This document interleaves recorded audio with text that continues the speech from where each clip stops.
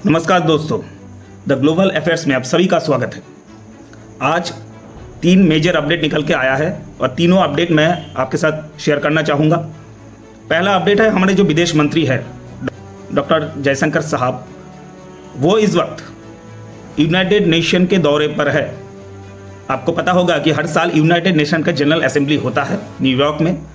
77th ये assembly चल रहा है और 28 तारीख तक वो न्यूयॉर्क में ही रहेंगे।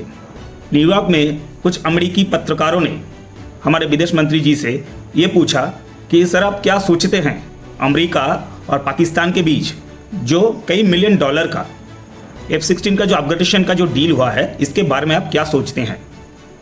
तो हमारे विदेश मंत्री जी ने अमेरिका को अपना औकात दिखा दिया। उन्होंने कहा कि भाई ये कोई नया डील नहीं है, कई दशकों से अमेरिका पाकिस्तान को स्ट्रॉन्ग किया है अगेंस्ट इंडिया।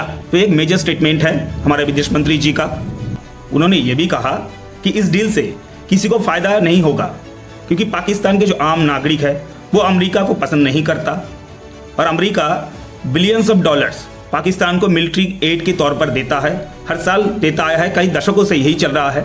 इसके आड़ में पाकिस्तान ने क्या किया, एक प्रॉक्सी वॉर छेड़ दिया अफगानिस्तान में और तालिबान के साथ हाथ मिलाकर वहाँ की सरकार को तख्ता पलट कर दिया और अमेरिका को हार का सामना करते हुए, बेशर्मी की सामना करते हुए अफगानिस्तान को छोड़ना पड़ा, क्योंकि पाकिस्तान दोहरा रवैया अपनाता है।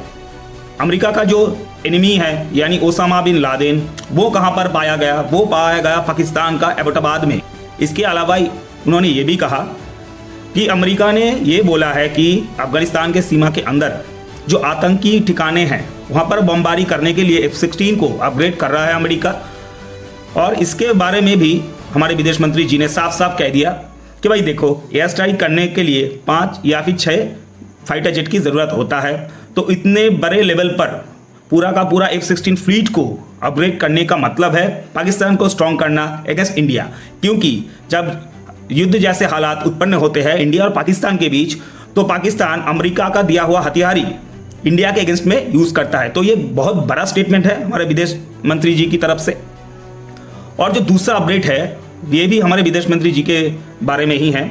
आप सभी को पता है कि मैंने पहले ही बोला, यूनाइटेड नेशन का जनरल असेंबली चल रहा है और हमारे विदेश मंत्री साहब 28 तारीख तक न्यूयॉर्क में ही रहेंगे। तो इसी दौरान हमारे विदेश मंत्री जी पहले कोई भारतीय विदेश मंत्री है जो एक ही दौरे में 50 से भी ज़्यादा देशों के साथ मुलाकात किया, बायलैटरल मुलाकात किया, ट्राइलैटरल किया, ग्रुप मीटिंग्स भी अटेंड वो कर चुके हैं। चाहे वो G4 के देश हो, G7 के देश हो, ब्रिक्स का देश हो, यूरोपियन यूनियन का देश हो, इसमें फ्रांस, जर्मनी, ब्रिटेन भी आता है।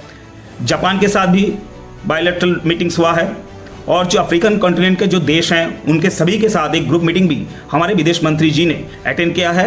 और ये पहली बार है कि एक ही दौरे में कोई भारतीय विदेश मंत्री इतने बड़े लेवल पर देशों के साथ बायलैटरल, ट्राइलैटरल और ग्रुप मीटिंग्स कर चुके हैं। तो आपको इस विषय में क्या लगता है कि हमारे जो वर्तमान में जो विदेश मंत्री है वो अब तक की सबसे पावरफुल विदेश मंत्री है या नहीं? आप कमेंट बॉक्स पर हाँ या ना लिखकर अवश्य कमेंट कीजिए। तीसरा जो बड़ा अपडेट है, बड़ा खुशखबरी है भारत के लिहाज से। आप सभी को पता है जनरल असेंबली चल रहा है यूनाइटेड नेशन का और उसी में रशिया का जो विदेश मंत्री है सर्गेई लावारोव जी ने करे चेतावनी दे डाले हर देश को कि अब इंडिया को UNSC का परमानेंट मेंबरशिप मिलना चाहिए, कोई दूसरा देश वहाँ पर प्रॉब्लम क्रिएट नहीं करे। तो ये स्टेटमेंट जब उन्होंने दिया तो चीन की दिमाग की बत्ती गुल हो गई, साफ सूंघ गया चीन को। आप रेफरेंस के तौर पर इंडिया टुडे का एक आर्टिकल का स्क्रीनशॉट है, आप देख रहे हैं। यहाँ पर रूस के विदेश मंत्री ने साफ साफ इंडिया का पक्ष लेते हुए ये कहा कि भाई अब समय आ चुका है, इंडिया को UNSC का स्थायी सदस्य बनाना चाहिए। तो ये था आज का अपडेट। अगर आपको वीडियो पसंद आए तो लाइक कीजिएगा, फ्रेंड्स और फैमिली के साथ शेयर कीजिएगा। मिलते हैं अगले वीडियो पर। जय हिंद, जय भारत।